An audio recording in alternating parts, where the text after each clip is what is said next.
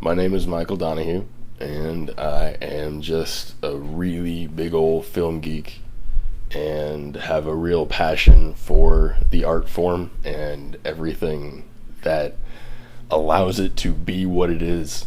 I love the process of a writer. I love the acting process. I love knowing about clearances so you can put your favorite t-shirt in your movie.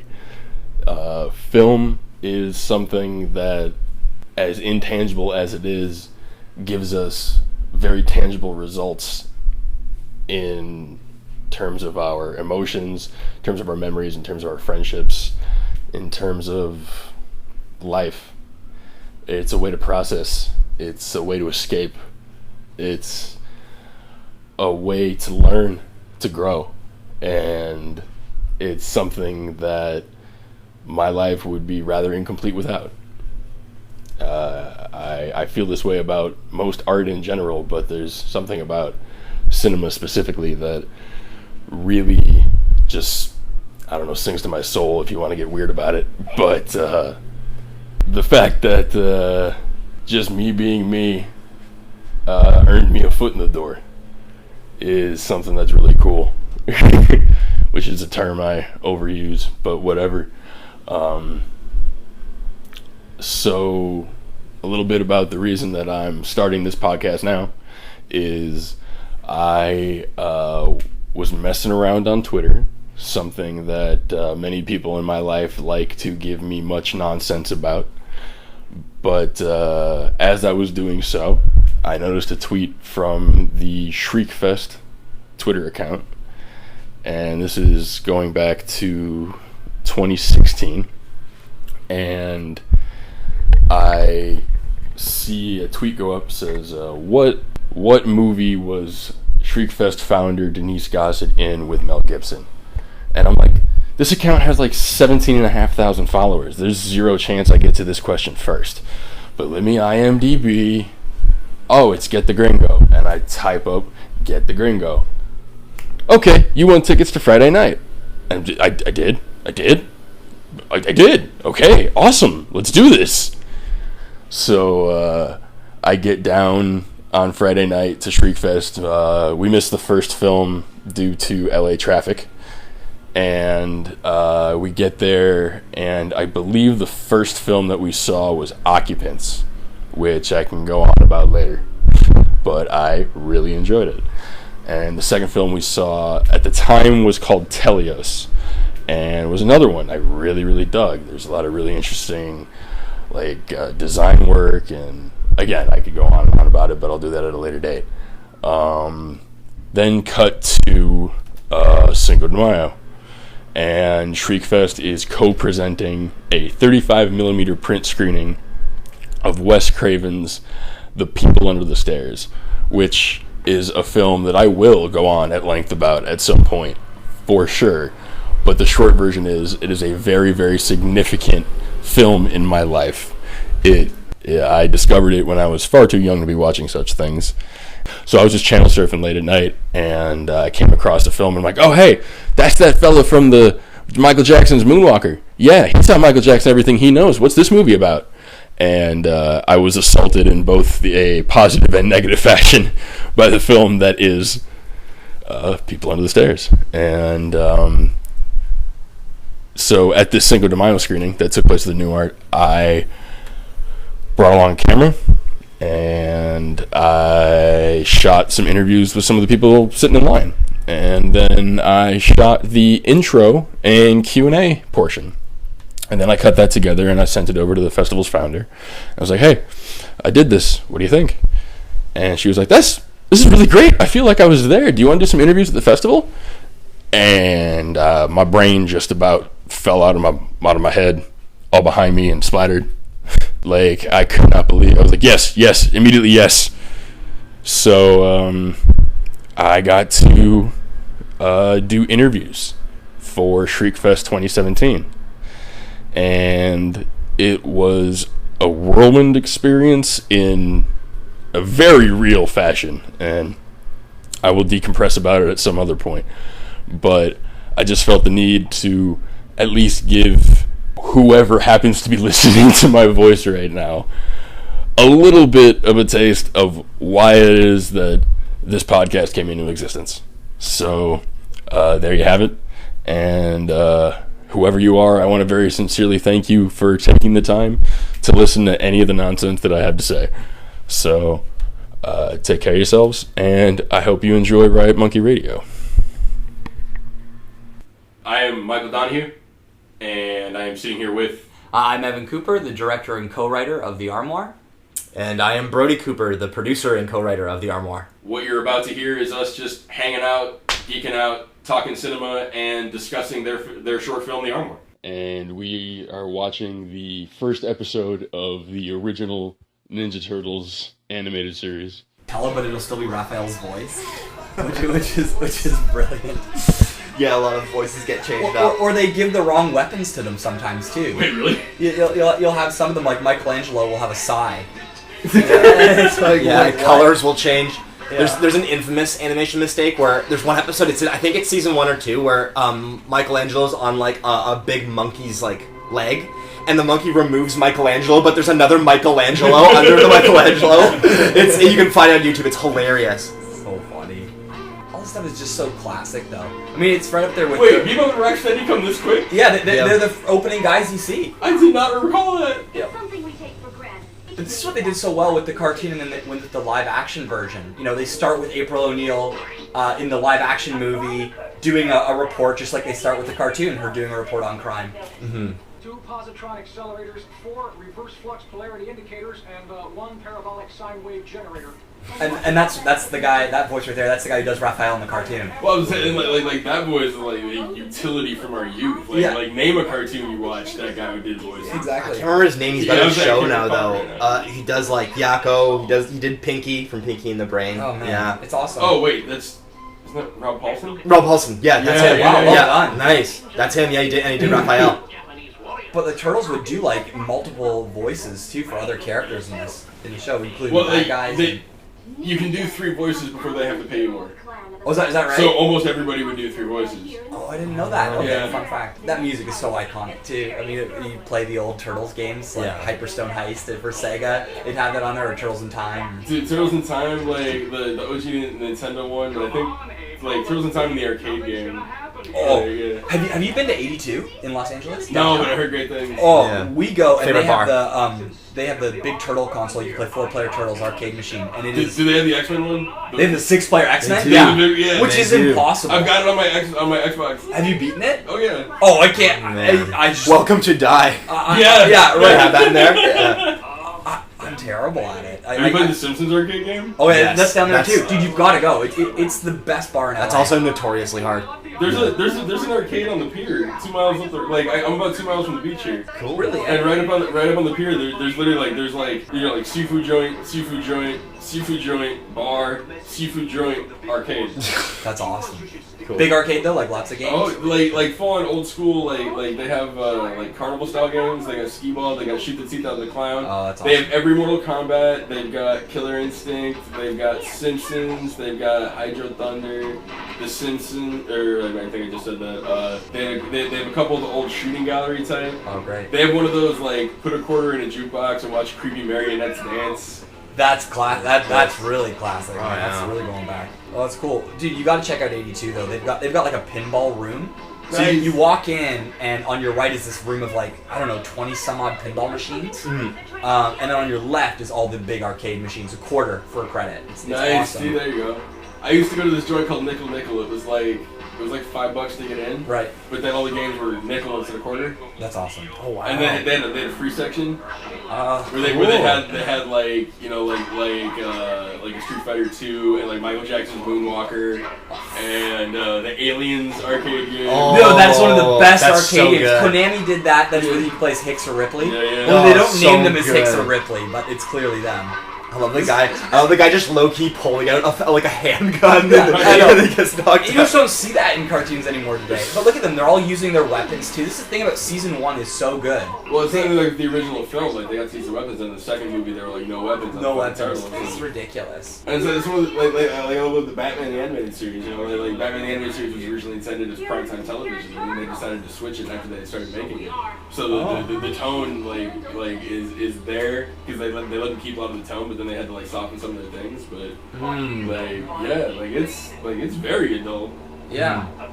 This is the thing. It's like I don't know. I mean, even I think it was season 3 for this. They actually pulled Michelangelo's nunchucks because I guess kids were playing with nunchuck toys. But I mean, I think it's the parents' fault. I mean, it's not the cartoon's amazing when they're using their weapons. This is like the best stuff. I didn't realize that the first movie is essentially the first episode of the show. It is. It's what's so cool because again, in the movie, April gets these guys try to rob her, and then the turtles show up, but they're all shadow obscured and they're using their weapons. And like Raphael throws the sigh and it breaks the light. It's great. It's great. And the suits and the original are just like Incredible.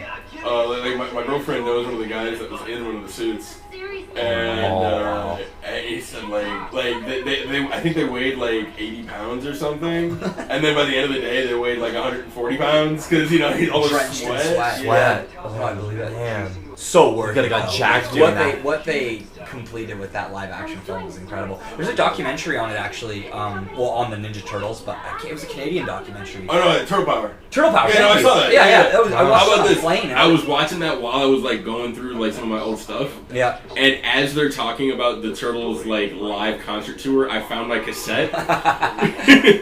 Where Shredder comes out and shoots the confetti into the crowd and everything, and the Turtles are What was that called? That concert? Turtles Live or Turtles? Coming out of our shell. Coming out of our shell tour. Yeah, That's right. yeah. That's so funny. Coming out of our shells, yeah. Oh my god. It's the rap. Yeah. That's the holiday special. Oh, it's the holiday special? Oh, God. There's that great scene though where it's like Splinter's like teaching them the ways of the ninja, but he's like, also the ways of rock and roll. It's like this like terrible Splinter impression. They really milked it, didn't they? Do you remember Shredder's name? His Japanese name? It was Oroku Saki. Yeah, Is that exactly. Oroku Saki? Yeah. Actually, a couple of years back, I actually got to meet James Avery, who does the voice of Shredder, Uncle Phil from Prince of Bel-Air. Yeah. And I just told him I was a big fan. He said, did you grow up with Fresh Prince? I'm like, no, I grew up with the Ninja Turtles, and he was laughing. It was really cool. Passed away, I think, a couple of years ago. Recently, yeah. I think he was one of the countless that we lost 2016. 2016 was it? Yeah, man. He's brilliant as Uncle Phil, but I would say Shredder is just top shelf, man. You know what? Like, if for no other reason than the fact that he, with a straight face, looks at Will Smith and delivers the line, "Take it from me, son. Sometimes parents just don't understand." It's a great show. Or they just changed the aunt, like no one would notice. Well, apparently she was a nightmare to deal with on set. To hear it from her, it was the other way around, though. Yeah, that everyone else was against her kind of thing. Not everyone. A couple of people. I don't know. I don't know. I don't know the story actually. Sounds sort of like from what I heard about The Walking Dead. Who was the showrunner in the first season? The guy who did The Green Mile and. If these guys, if they win that lawsuit, AMC is boned. Yeah. Well, what's the director's name? It's totally escapes me right now. Frank Darabont. Darabont. Yeah, I mean, I love season 1 of The Walking Dead. I thought they did an amazing job. It's an amazing. But then I heard that it might have been similar kind of circumstance. He like showed up to work and they were like, "Yeah, you're not the showrunner anymore." Well, there were creative differences because like he had a clear vision that they liked it first, and then they decided to move away from it. And he said, "If you're gonna move away from it, I'm gonna be gone." Yeah. But I think I was listening to one of the Kevin Smith podcasts. I think it was Fat Man on Batman like yesterday, and they went on like a 5-minute run about this exact subject and about how like the issue comes from AMC was undervaluing the program while they were selling it to themselves. So everybody that would get money off the back end was getting boned because, like, essentially, like on the open market, that show was worth $3 million an episode, and AMC was selling it to itself at $1 million an episode. Oh man, okay. Mm-hmm. So there's $2 million of lost possible revenue to be split times the whole run of the show. Wow. Okay. So that's 2 times like we'll average it out to 10 a season times 8 seasons. Wow. Huh. Wow. Yeah. Yeah, man. I mean, I didn't hear that, but I mean, like that's rough. yeah, I didn't even hear that. But again, Yeah. I don't know enough about it.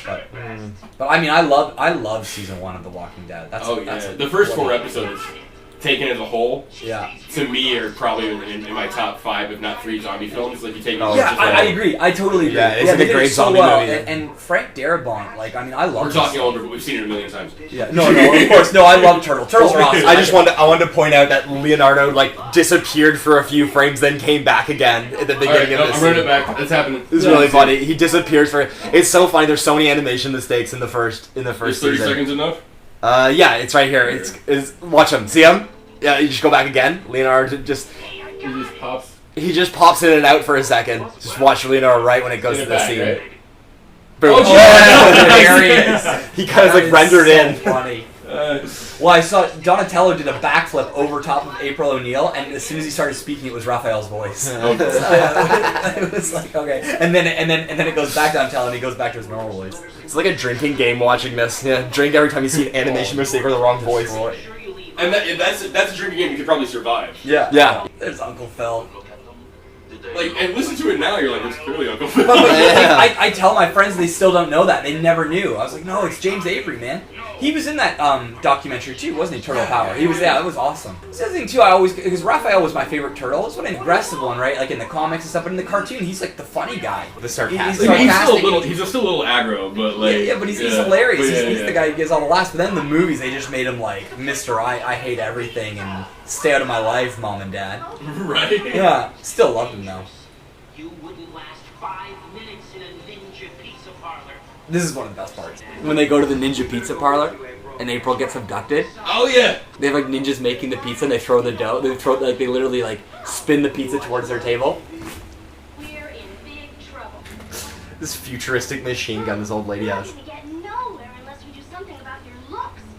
When was the first? When was this? Is this the late '80s or is this like '90s? Yeah, this is 87. 87, Yeah, okay. 87. I was like, is this? It has a very like. Have you guys read Dark Knight Returns? Well, it's What's that? like The Dark Knight Returns, the Frank Miller comic, the Batman graphic comic. novel? No, No. it is directly responsible. Like the only reason we have Batman as we know him today is Yeah. this graphic novel. Oh. And there's a lot of like similarities in the styles than those things. Well, it's the same with like other cartoons, like the real Ghostbusters. Remember that cartoon? The one called The Real Ghostbusters? Yeah, called yeah, the yeah. Real Ghostbusters. It's very similar, obviously. Extreme Ghostbusters was called The Girl, right? That was like 90s. Yeah, 90s. And yeah. the guy in the wheelchair and everything. They had the Ghostbusters Yeah, in the yeah, wheelchair, yeah. the girl. Eduardo was one of the names of the Ghostbusters. Eduardo, yeah, he was like the Peter Venkman. Peter Venkman yeah. kind of guy. They all had their opposites to who was in the original One of the team. greatest ad-libs of all time. Yes, this man has no penis. Yeah. Oh, this man has no dick. That's it. yeah. Yeah. Bill Murray and talking to the mirror or something. Here we go. Here's the Ninja Pizza Shop. This is the best scene in this first. Yeah. And even like this is the same outfit they have Raphael wear in the '90 movie. Like, Yep, it's so great. Always love that Shredder always had a camera at every Every- single building they seem to go And to. it's But he always, still loses. always perfectly frames them too. Yeah, exactly. like the almost caricature nature of some of the characters, like design is. Maybe I'm just like too old now, but I do try to watch a lot of the cartoons that are big now with kids, and it's just they're so random and there's no story to them. It feels like. I mean, I watch this and this is great. As humor, as action, it has a great story. Yeah, as adults, it still has jokes, like good punchlines that make you laugh. Yeah. Yeah. One of the things that I've kind of always said is like, a lot of it has to do with attention span. Because you look at the history of just art and performance in general. Like, the Greeks had a play that was a week long. It was 8 hours a day, 7 in a row. That was a play Yeah. that you would go to. Like, a quick, jaunty, night at the theater was like 5 hours minimum. Right. Okay. Then you look at the history of cinema, when narrative film, like the first narrative film, we're not going to talk about its content, but it was like 3 hours long, like Birth of a Nation, and Right. and you look at like Gone with the Wind, like what was it, like 2 hours 37 minutes or something like that, And then, but now there's the blockbuster mentality, like it's got to be under 100 minutes so we can get that extra showing at night. Same with screenplays now too. Same thing. It's like they used to be 120 pages was no problem, and now agencies and production companies are like, no, make it 100 max. It's like what? Even 110 pages is too much now. It's like. You taught us in film school too about with editing as well. Cuts are made much faster nowadays. Oh yeah. And then like even in newer movies now, you see the camera moving in almost every shot. It's interesting that kind of short attention span, kind of everything's quick. Yeah, camera's always moving. But then the thing is, the problem with that is that I see that I feel like I'm watching the camera as opposed to watching a performance. Yeah. It's all it is. They don't want to let things like breathe ever. And it feels like even like dramas have to be shot handheld. You know what I mean? Like, which can work, but not everything needs to be, you know, fly on a wall. Exactly. Everything's just done so quick now, and it's rushing to get to the punchline or whatever, and it's just boring. There's so many movies now, or so many scripts I read, where it's like the lead character or the lead antagonist talks about why he's doing what he or she's doing. And it's like, you just don't care.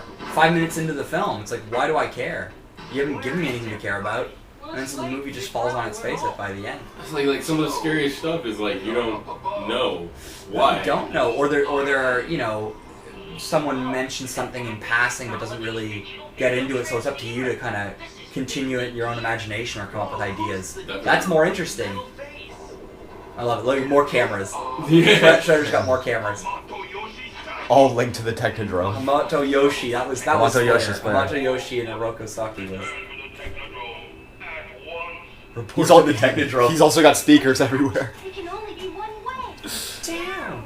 Yeah. You know, the actress who played April O'Neil in the first live-action film is incredible. I can't remember her name. Yeah, but no, She was brilliant. I think She's did still they switch her working. in the second one? They did. They switched her every. It was a different April every movie. Should give her a We don't talk about the 9 third one, but Yeah, well, exactly. It was a different April. Judith Hogue played her. Yeah, she's awesome. What else has she done? I want to say that She's on a TV show, I think. She's in Armageddon. Jake Armageddon. Halloween Town, classic. Yeah, she's been on Nashville. I think that's the TV show you're thinking of. That's the She's on like a cop drama or something. She had to pull up the old IMDb. No, she's great in that turtle movie. That's what happened. Yeah, it floods. The building floods. I thought it set on fire like in the video game. No. Yeah, You have to right. go rescue her. Is the building in the second game supposed to be this building, or is it supposed to be Channel 6? I think it's supposed to be where April works. Oh, in the game I thought it was where April lives. It's her apartment. Oh, it's her apartment. You go into her apartment. Oh. I'm talking about the second game, the Is the arcade game. Yeah. Turtles 2. Which is also For Turtles Nintendo? 2 on Nintendo. Yeah. If I saw it, I'm certain I would know it, Remember but I the can't. first level where the whole building's on fire and you have to fight Rocksteady and then April's there and Shredder comes and steals her? I think, I wonder if that was based on, did that come, well, I think maybe that came before the movie. I wonder if that was based on the movie, because her building lights on fire, right, in the movie? Yeah, our building lights on fire. It might have been based on that. Speaking of Armageddon, You got it there. There you go. Right on. this is the Criterion Armageddon. They did a Criterion for Armageddon? And The Rock, I've got that here too. And The Rock. Okay, yeah. Wow. Well, it's like, with Armageddon and The Rock, a lot of people, you know, like, those have no place in the Criterion Collection. How dare they? How dare they? Yeah. Even Michael Bay has no place. Like, regardless of how you feel about Michael Bay, the contemporary blockbuster, the Michael Bay blockbuster, the Summer Explosion Fest, started with those two movies. Like, may not be the first movies that did it, but they are the movies that made sure that every summer since has had that style of film. I mean, what would be some other ones before him too? Like Terminator 2. Like that was There like you the go. summer. I think that movie was released in the summer, I believe. And like they think it was like produced July. in association with Playmates Toys, of course. Oh, of course, yeah. Of course. Here comes the toys. Dude, I have the original Turtles from 1987 in the package from Playmates. I have. I All did four until of I had an them. Yep. incident with a storage unit. Ooh. Dude, I had one of almost every single video game system that had ever been made. In the package. Oh, no, but working. Oh, sorry. But working. Yeah. Wow. I tried to purchase the original Playmates Technodrome set. I never had it as a Oh, kid. the big thing. Yeah, Oh, Mom and that's Dad so really bad. ripped me off, but I never had it, and I've been trying to find it. Every so often it rears its head on eBay, but it's like $1,000. I would say it's That's a probably collector's like, item. you're like, I like it, but I don't like it that much. The other thing is too is the real Ghostbusters, the Firehouse. You can still find that in the package. Dude, I even though it wouldn't fit my large man-sized body, I still want one of them little, like, the Proton back, purple one or whatever it was. We had those. Pardon my color issues, whatever. No. We had that. We had the ghost trap as well. We had the ghost trap. And like I had friends that had that shit. I didn't. Oh, we had this one where you could. It was like a two-hander, and you would like put this yellow sort of cylindrical thing in the front, and then you pump air through the back, and it would fire like this, like, I don't know, whatever this cylindrical thing was. Oh no, because there was one trap that had like the little yellow button you could put on the floor and step on, it would open the trap. I remember that. I remember the trap. Yeah. I thought that's what you were talking about. What was it called? It was like a ghost popper. It was the size of like two marshmallows in one kind of thing. Okay. Anyways, whatever. I'm not explaining it well, but it was you just basically push air into the front of the contraption. It would fire this thing. Okay. I wonder if I could find that. They just showed Michelangelo with swords in the title card. Look at them! Look at them using their weapons. This is awesome. Yeah, they're training as one should at anything they want to do. They just got their weapons for that's the thing is political like, correctness. Show kids like they're like, yeah, these guys are like crazy hardcore ninjas, but they also practice. Yeah, this is great. See, why is Michelangelo though? So in the cartoon, Michelangelo's one who doesn't have his cool. Doesn't have his what? They were just telling Michelangelo he's got to keep his cool. But he's the one who wants to party all the time. He's just got a case of the munchies. He gets angry. It's like Eddie Murphy in the 80s. It is. Party all the time. I love April's friend Irma. She's always dating men, but she can never find the right one. Yeah. And she's attracted to turtles. There's so many cool words I learned too as a kid watching this. Like force field. Remember that? Yeah. Remember that word? Yeah, what's that? Or that episode where Shredder loses the module. Yes. Like a word like module. It's I don't know. See, Turtles taught me a lot, man. That flux capacitor. The flux capacitor. The flux capacitor. That's what it is. Yeah, and then Shredder can't find the module. And there's another toy. The what? Oh, is he in the Technodrome? He's in the Technodrome. Oh, I was saying he's just like using this digging machine. Like, he's toy. the Technodrome. Everything turned into a toy. His subterranean vehicle. I love this memory lane stuff though. Oh yeah, no. This is so cool. Anytime you guys just want to legit hang out, I am down. Did you guys see The Evil Within? No, I didn't. That was one of the Saturday night films. Yeah. I didn't see that film. It was one of the only ones I didn't see. You know what? I was the only film I missed. I was on Saturday. Yeah. That was the only film I missed because I did the entire day. I did shorts. And I did both the films from that night. We done all Friday including too. Yeah. And I was Wait, like. you guys watched Glass Coffin in the theater? I love the Glass Coffin. Oh, Did you see it? That's a rough watch. Yeah, no, I saw it, but that actress. That's a rough watch. It was, but that actress is bloody incredible. Wonderful. I'm mad I missed that one. Yeah. Yeah. I had to work on Friday nights. I'm like, okay, I'll miss one night of Shriek Fest, and I missed. You were just raving about that. I wanted to see it. Well, it was sad because we were actually just at Telluride Horror, Yeah. and the Glass Coffin wasn't there. And you know, given the stuff that we saw at Telluride, a lot of it was great, but it totally deserved a spot there. Again, you don't know if they submitted there or not, but you know, Telluride's a great horror festival, so you'd think There's some really good stuff there. There was some really good stuff there, but man, Glass Coffin blew me away. I love that film. Well, I mean, and like the way that they managed to make the inside of a limousine feel large. I mean, Exactly, and the coverage was done so well; it never got boring. You know, it's hard to do. It's like that movie Barry with Ryan Reynolds. You know, most of it is set in his. Oh, I haven't seen it. I gotta think I about won't it. say much, but yes. Yeah, no, I know what it is. Similar kind of concept, Yeah. but she executed so well. The acting is just so on point. But no, we didn't see The Evil Within. That was one. You gotta do everything in your power. Because it was one of those that, like, just based on the cast, I was like, oh, I want to see this. And then I read a little bit about how it was made, and, like, the very story, like, it took, like, 15 years to finish it. This is what I heard. The director, unfortunately, died a couple of years ago, but they went out of their way to make sure the film was finished. And it's got Dina Meyer, who's, like, from the Saw franchise, but most people know her as Diz from Starship Troopers. Diz! Oh, Diz! Yeah. And the Starship Trooper toys. We had all the Starship The 90s. Yeah. Those were sick. We had Diz, too. Yeah. Diz. Yeah. Johnny Rico. Yeah. Oh, man. Ace? Wasn't it Ace or something? Yeah, that was Jake Busey, I think it was Jake Ace. Busey, yeah. That's so funny. And we just saw a movie with Jake Busey at Telluride called Dead Ant. Okay, I've heard about this. Yeah, Jake Busey. You love it, yeah. And Tom Arnold, who's just on fire in this film. Okay. Directed by a guy named Ron Carlson. He's really cool. Really dude. funny. It's like as Ron told us, we met the director. He said, like, it's like this is Spinal Tap meets Tremors. Okay. Yeah, Okay. and I know you're a trauma fan. Like it's Yeah. like a trauma. It's got trauma humor and it's very like B horror kind of, but it's just so fun. But the acting is The acting's great, phenomenal. and Tom Arnold's like as funny as he was in like True Lies. Like he's so good.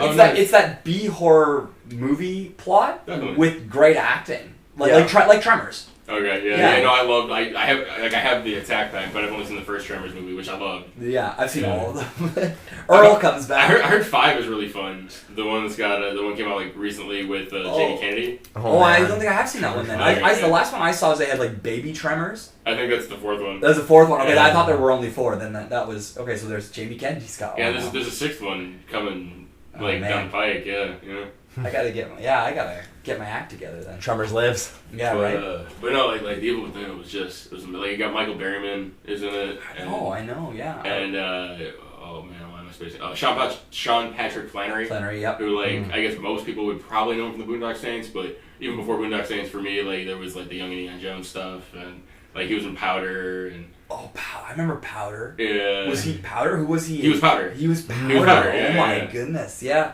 I remember that film. Yeah, and then the lead is this dude named Frederick Kohler. He goes by Fred, and he was like he's a really big deal in my life because like being raised as religiously as I was, like when I stumbled across Oz, I really shouldn't have been watching it. And spoilers for Oz, but his character dies, and that was the first episode that I saw, and like. I can rewatch things again and again, like for nostalgia reasons, but also because like the way my brain works is I retain things that hit my emotions, and like so like I could love a film that I can see like 100 times, but even if I've seen it 100 times, like I'm still like if we talk about it, I'm going to talk about certain parts I don't remember it like from front to back. No, of course. So, like because like my dad used to be able to do that. Like if he saw like he would only see movies one time because he could recall the whole film. And if you saw something more than once, like one of the only things he admitted that he ever did wrong to me was he was like, okay, so I saw Clockwork Orange 3 times in theaters, all 3 times I was underage, like because when it came out it was X. Yeah. Yeah. It was NC-17 or whatever. Cool. X. It was times X. Oh yeah. wow. Oh, I guess it would have been before the NC-17. Yeah, right? exactly. Of course. Yeah. The Scarface was X too. Al Pacino. It was true story. It was. No, I mean I believe it. It's Brian De violent. Palma had to fight like a motherfucker to get the X removed. Wow. Yeah, man. We're getting way off, but no, like that's No, really. sorry. Yeah. No. I mean, because that's really interesting. Because watching it, like I'm not surprised. Right. But like I just hadn't actually heard that.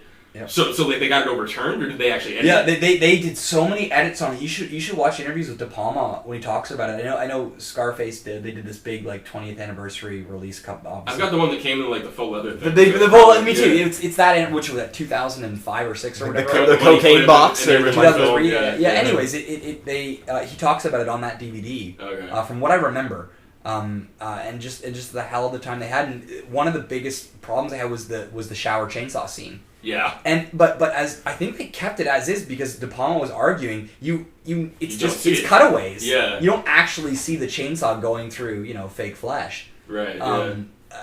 Yeah. So he had a hell of a time with the ratings board and obviously the language as well. But Well. I mean that movie apparently again I wasn't born at that point. I think it's 83 or something or 84. Yeah. That's just before. Well, I'm 84. So. Oh, I'm 86. Okay. So it's just before I was born. But that film, when it had come out, it was kind of, I believe, don't quote me on this, but I believe it was a bit of a flop when it first came out. It didn't do as well. Like it didn't do what it should have done. It obviously had a lot of bad press because the ratings board was going after it, trying to do an X rating and all that stuff. But I think it was 83. I think when the film came out. But anyways. Oh yeah. Have you ever- I want to say yeah. Have you ever seen the version of Scarface when it plays on network TV during the day? How you get a scar like this eating pineapple, man? Yeah! It turns the movie into a comedy. Oh, it I does. remember seeing it once on Spike TV, and I was laughing, but at the same time, I was like so upset too watching. I'm like, what have they done to Scarface? But it's like every swear word, everything was cut out. Yeah. And I'm like, whose idea was this? Isn't that supposed to be like the man's channel too? Like the Spike TV. Yeah. Spike TV for guys who like Yeah. movies or whatever. Yeah. And it's like then they just PC everything. Yeah. Anyways, What were you whatever. saying? I digress. What's that? You're about to say something? It was about Spike TV. I was Okay. wondering, do you have Spike TV in the US? Is Oh, yeah, no, It came- 100%. it It's came an American here. channel. It's an American Okay. channel. Yeah, yeah. I'd never know. We're originally We're from Canada, so, so, yeah. It was a big deal when it came to Canada. The first network for men. A I week would later, I'm argue- watching Scarface, the PG version. And I couldn't believe it existed. I would argue before Spike started saying they were the network for men, there was a channel at TBS which they used to have. They have yeah. on Friday nights or Saturday nights they used to have this program called Movies for Guys Who Like Movies. Yeah. And it was all these like great action movies like Scarface and Die Hard. And anyways, I digress. But anyways, to coming back to it, we didn't see The Evil Within. I wanted to though. It's on my list. Well, so I got you guys today, and then actually, so Fred Coller's comes tomorrow. That's so cool. And I wouldn't have been because he was there for the screening, and like I geeked out on him like so hard. I felt so bad because it was the last movie of the night, and I know he was gonna be there. I'm like, I've seen this movie. I can't wait to see it with the crowd. Let me just get like really intoxicated, and then I ran into him, and I'm like, oh my god, you're here. Like I just nerded out in a way that like in the moment I was like, I'm sorry I'm nerding out right now, but you're very significant in my life. And he was very gracious, and he actually got back to me. So like I'm really stoked. And Cool. And in all seriousness, like you guys were like just the conversation we had like with the little right after the interview. It's like top 5 moments of that whole weekend. Oh, thanks. And Thank so you.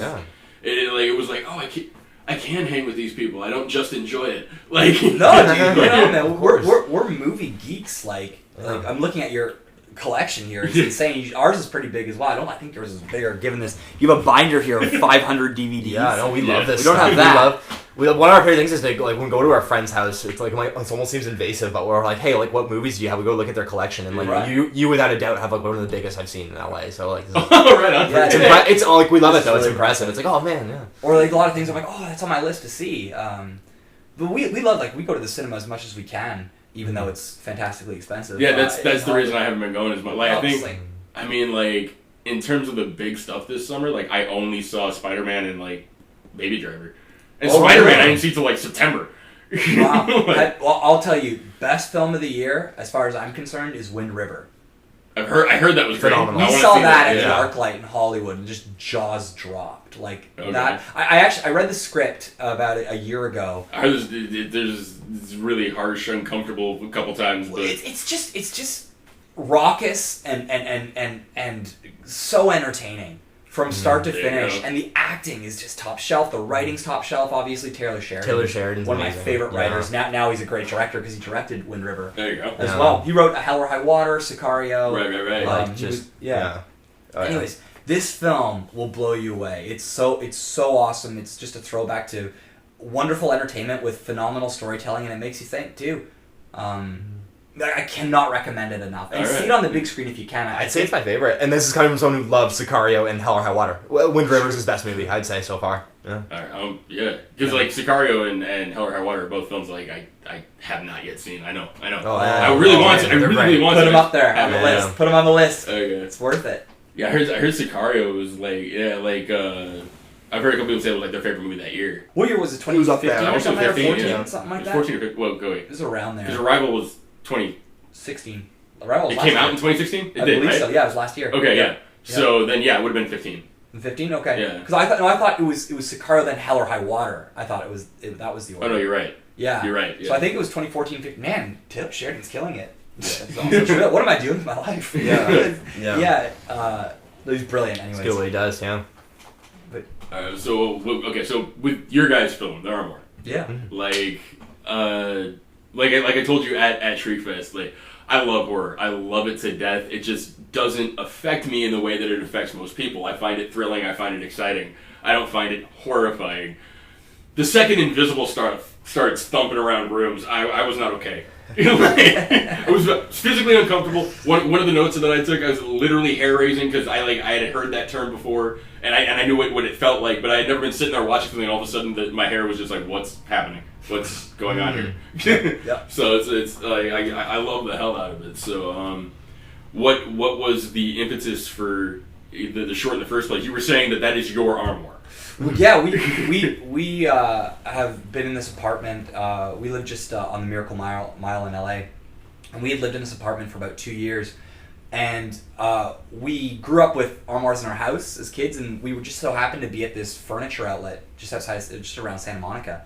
And there were these armoires for sale, and what was really kind of eerie, we loved ours, it looked really cool, but what was eerie about it is that every piece of furniture in the store had a tag on it with the year the piece of furniture was made and the country it was made in. So you'd go to these armoires and it'd be like, France, and 1893, and Italy and Spain and all these places, but ours had unknown on our tag. Oh. It was a beautiful armoire, lots of space, but it was like unknown, and so we bought it because it was also cheap. Yeah. Mm-hmm. And the dude he puts it on the dolly, and the guy looks at us and goes, "I don't like this one." So right away we're kind of like, "Oh, that's weird, whatever." We're pretty skeptical guys, by the way, you know what I mean? Yeah.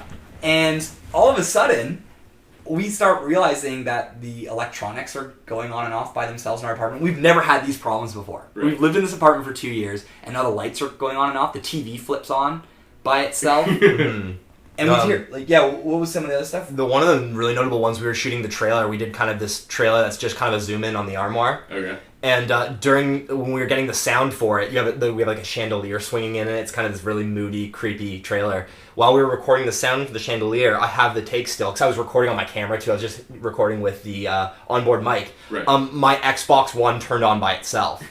And this is, we do not have Kinect. We don't have the voice command on the Xbox One. None of that stuff. My Xbox has never done this before. The only way to turn it on is either to press the button on it or to use one of the controllers. Right. And I have this take of my camera where I'm filming the chandelier getting the sound, and you hear the doo-doo-doo of the Xbox One come on. And like my brother and I are on the other side of the room.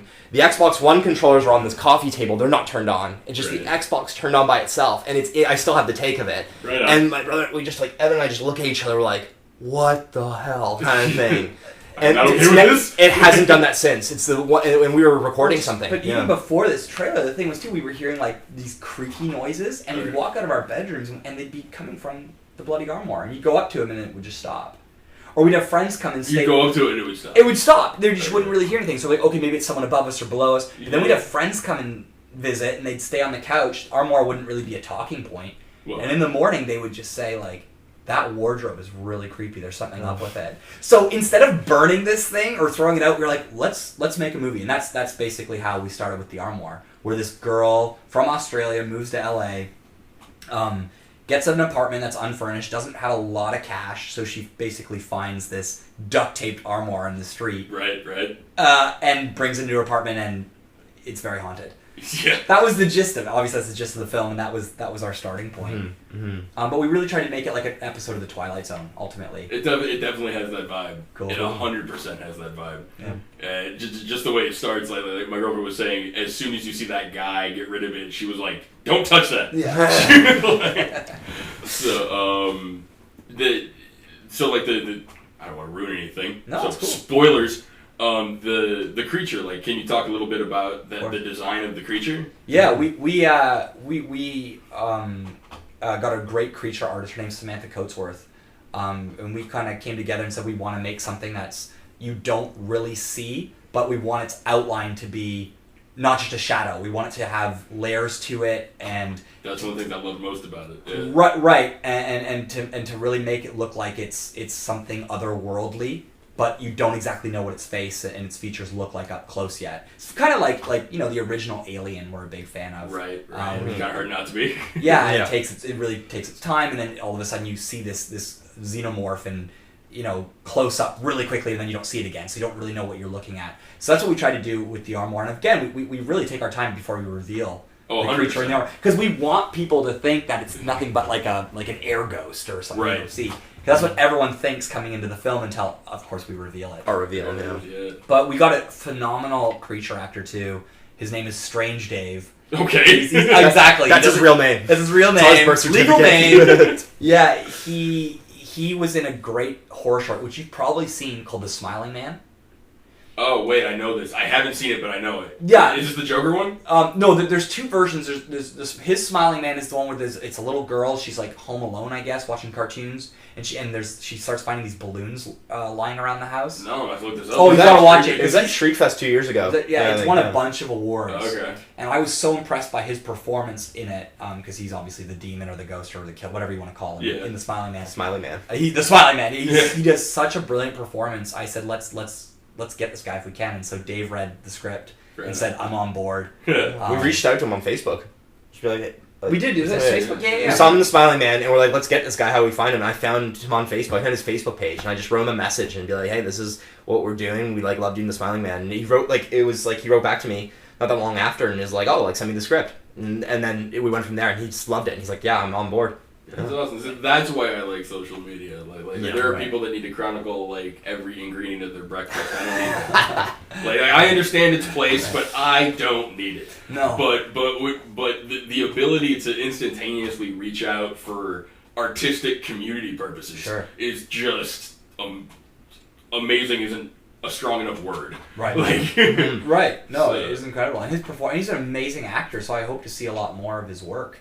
I hope to see him working a lot more, because he's one of the best creature actors I've ever seen. Yeah, and that's a real special talent. I don't know. Do you guys watch Face Off? Oh, of course. Yeah. Well, I guess you'd be surprised. People are like, "What's Face Off?" I'm like, No, "How do you not know what Face Off is?" No, the guy in Armwork at the beginning is in Face Off. Oh, really? Kirk Baltz. Yeah, he's the cop in Reservoir Dogs. He gets his ear cut off. Yeah. So he's in the Armwork, and he's also he's a bad guy in Face Off. Oh no, not the movie. I'm sorry. I'm so sorry. The television program. Oh God, no, I don't know. Oh, I thought you were talking about the movie too. I thought you were talking about the movie. Sorry. Okay. No. Yeah. The movie's amazing. Oh, okay. Yeah. We're talking about the Nicolas Cage. I love that Nick Cage movie to death. We're like, we want to take his face off. Yeah. It's fucking great. But no, I'm at the competition program, which is it's Project Runway, but instead of clothing, it's movie monsters. Oh, I'm so sorry. Yeah, I do. I know this show. I haven't really watched it, but I know what you're talking about. Where they build things out of silicone, whatever. Oh, because we're talking about creature actors. I'm sorry. Yeah, of course. So I think some of the biggest unsung heroes of that show are the people that are the models that get made up. Right. Because some of them, they're in stuff and they just kind of stand there. I'm like, oh, you look cool, but you're just standing there. But every now and then there's an actor who not only gets into character, but it's like, whoa, you're into character. And there's a couple of the models. It doesn't matter what they do. Their makeup is infinitely better because of them. Absolutely, it's a coming together of all sorts of variables. But yeah, you because we've seen a lot of horror, and there are creature actors who literally embody what they're doing, and you can't take your eyes off them. Right. And then there are creature actors who just sort of mug, we call it, for the camera, do a face that they think in their head is scary, but it doesn't really translate through the prosthetics that they're wearing on the screen. Yeah. Dave literally goes to another planet. He just becomes Strange something. Dave. He becomes Strange from, Dave.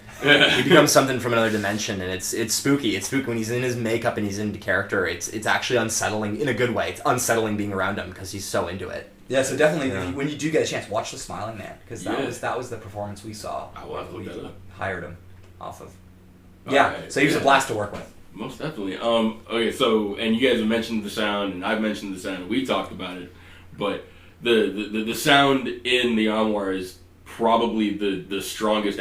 That's probably what scared me the most. Awesome. And it's so you said that most of the design was your work. Yeah. Okay. Yeah, doing the sound design. Yeah. Do you want to go ahead and talk about your process and your thing? Because it is alarmingly quiet, but that's not bad. That's what makes it effective. Yeah, I guess, the process was, and we worked together on it as well. Obviously, him being the director, he had a lot of, obviously a lot to say in it. But I kind of, my original instinct was to put a little more sound in. I was worried about that. Oh, is it going to be too quiet? And he's like, no, trust me on this. And we did have sound mixers come in and help us. I went to a good friend of mine who taught actually the sound mixing class at school, and he was also he loved it, but he was saying also maybe put some more sound in, and the thing is that we just kind of stuck to our guns. We were just like, no, you know what, let's try and it was an aesthetic choice to make it as quiet as it is, and I think I think it sets it apart. 100%. Yeah. The thing is, what we wanted to capture in it is what it's actually like to move to LA.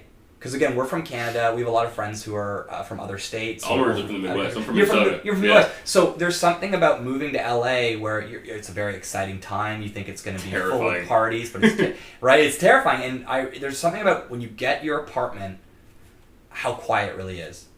Like we're in LA right now, obviously. Listen to just. Exactly.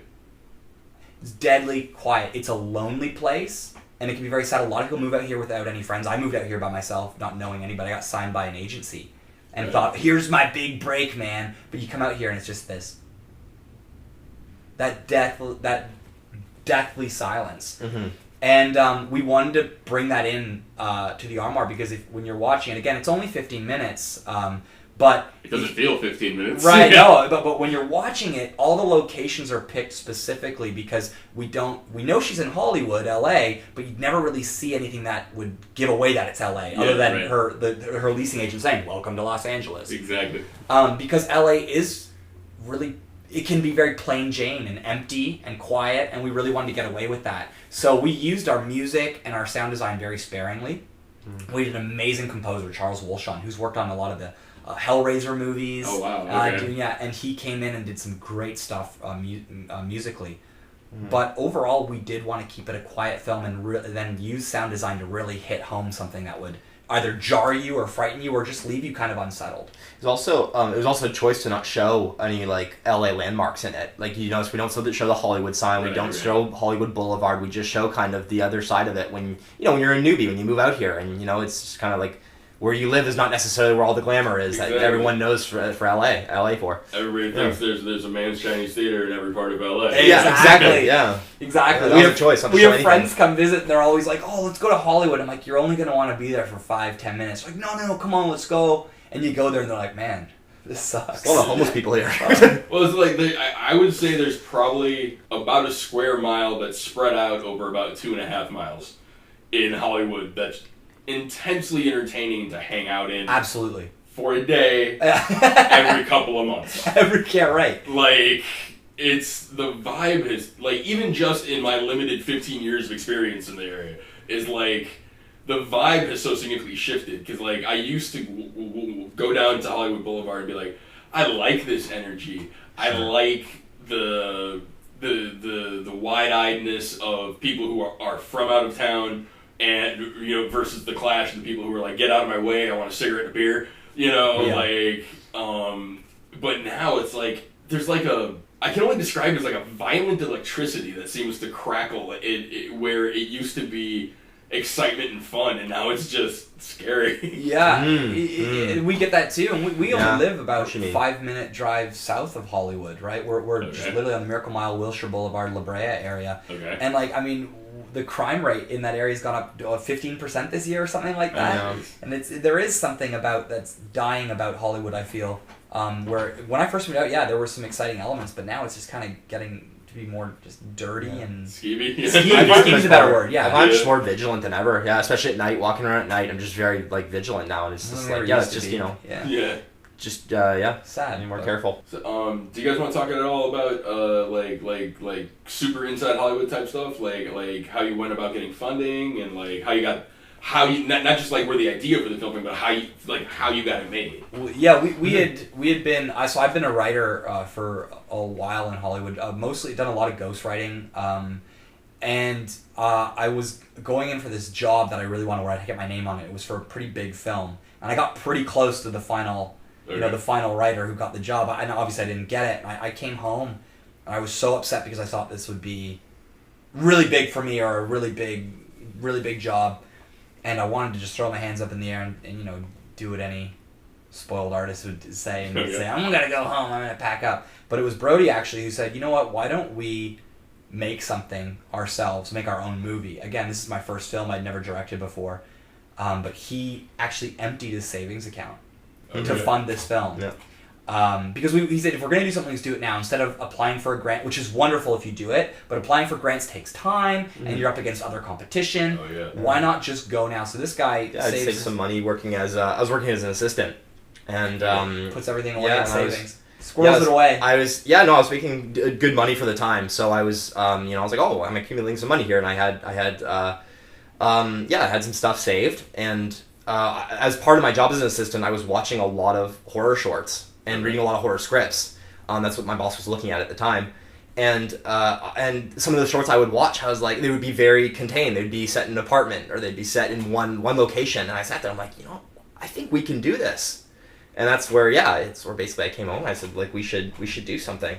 That's one of the things and we had this creepy armoire that was doing weird stuff. We're like, we should make a movie based on this. And we had obviously the noise that Emma, the lead actress, the lead character in the armoire, her name is Emma, and the noises she hears once she purchased that armoire is where we started, because I, hearing creaks from the armoire, and then I had an idea of a sound that I had always been kind of creeped out about. The tap? The tapping. The tap, So yeah. we moved that tapping sound, and then which is one of the funnest reveals to be with an audience in. To see the audience, we show them what that noise is, and they always, without a doubt, lose their minds. Yeah, we were so happy with that. So we started with that sound. It was there, and it was all a lot of our ideas came from having this armoire. And again, we want to do what the Twilight Zone. I love the old Twilight Zone. Starts one way, you get to know the characters, and then they throw something really big and revealing at you.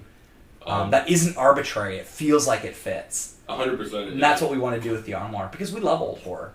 Less is more as far as we're concerned. Oh, 100%. Like, there's, one of the things that I really appreciate about Hitchcock is that, I'm going to misquote it terribly, but the bit where he was talking about how you show the bomb under the table, and then you show the family come and make dinner in the kitchen, and then sit down and eat a normal dinner at the table with the bomb underneath. Exactly. And you're like, ah! Your palms are sweating, and your tension's building in your shoulders. It's the same thing with Rope as well. Rope. I haven't seen that one yet. I want to. That won't spoil anything for you. It's amazing. Yeah. It was actually my first Hitchcock film. Really? And that's like kind of a random one. There's like so many. It's not. It's like kind of like a lesser known one compared to like Psycho and like the. Well, here's the thing. Like, I've seen I've seen the big guys. You know what I mean? Yeah. Like everything in this Hitchcock essential set. So I've seen Rear Window, Vertigo, great one. North by Northwest. I love. Those are all the big ones, yeah. And like Rope, I hear every so often Notorious. brought up in a conversation, but like I think Rope is right up there with the biggies. I'm weird though, because like of his films that I've seen, my favorite thus far is Lifeboat.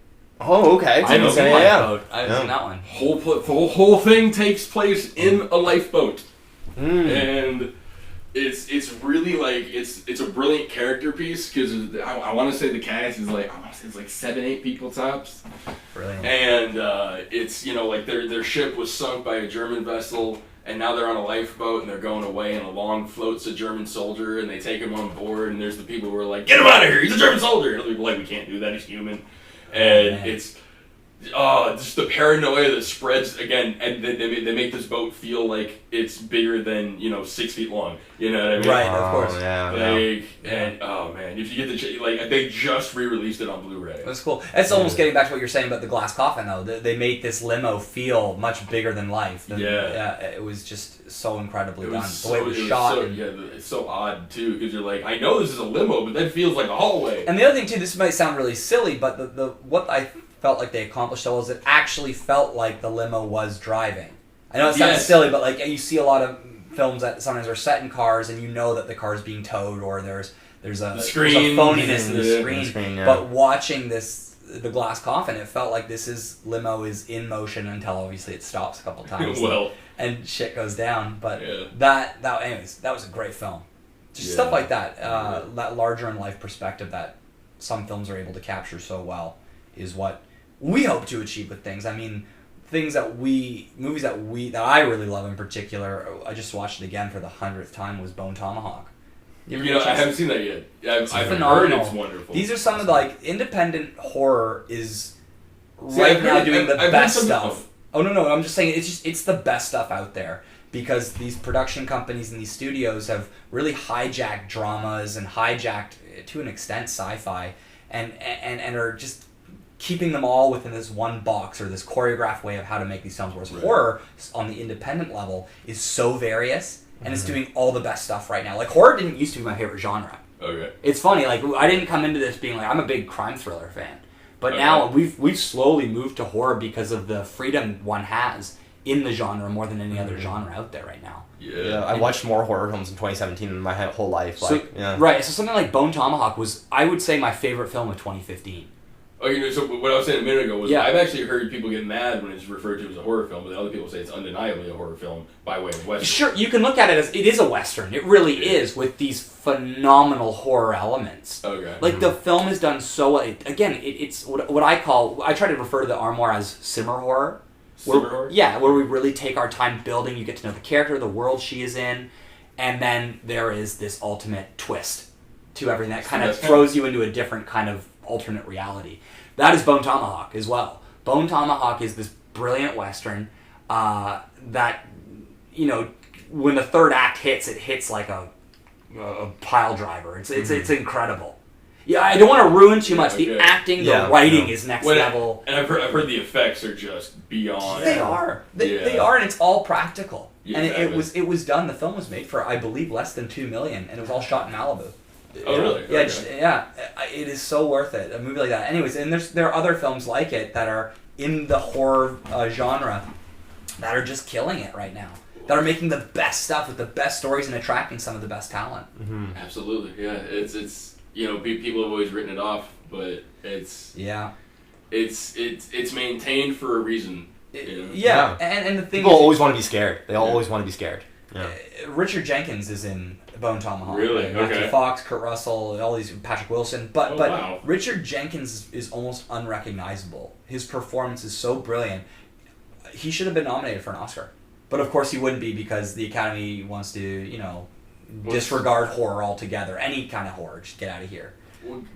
Did you guys see Kevin Smith's Red State? I haven't seen Red State. No. Okay, so next time we hang out, the two things that we absolutely have to watch are Red State and 13. Not the one about the little girls. No, I've seen that one with Evan Rachel Wood. Yeah. Yeah, which is a brilliant film. Yeah, it's great. The one I'm talking about is completely different, and, Cool. and it's one of those you need to go in blind. Cool. Because it like you were talking about with the slow burn. Because if you go in blind, the first 20 minutes of this movie, you're like, okay, but what the fuck?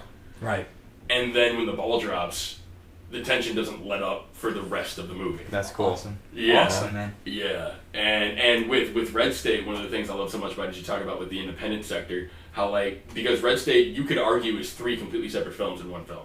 They absolutely are a cohesive film. So the first 10-15 minutes feels like a typical Kevin Smith movie. Couple of teenagers talking about getting pussy, Right. using an app, going off into the woods to find it. What they find instead are intensely devout religious people. All right. Cool. It's. I know a little I've bit seen the about trailer it. to Yeah, it. I know I've a seen the little trailer bit to about it. Yeah. If Westboro Baptist Church was willing to murder, is what they run into. All right. Yeah. And anything more than that is going to spoil a lot. But Yeah. No, let's watch it next time. Yeah. Let's do it, because I actually feel a little ashamed that I haven't seen it, because I've known about it for quite some time. Anyways, getting back to it, there's just a lot of really cool stuff in the horror genre coming out, and it's thank goodness it's cheaper to make than most other genres. It's definitely a benefit. Yeah, that's why I think that's why people sort of give little to no love to horror, and they give more love to comedy, but comedy gets ignored too for the same reason, because they're like, well, if you can shoot it for $5 with your buddy, then it's not a real movie. Right. Of course. Like, what's real anyway? Well, it also feels like to me that the big production companies and studios have such a chokehold on comedy now.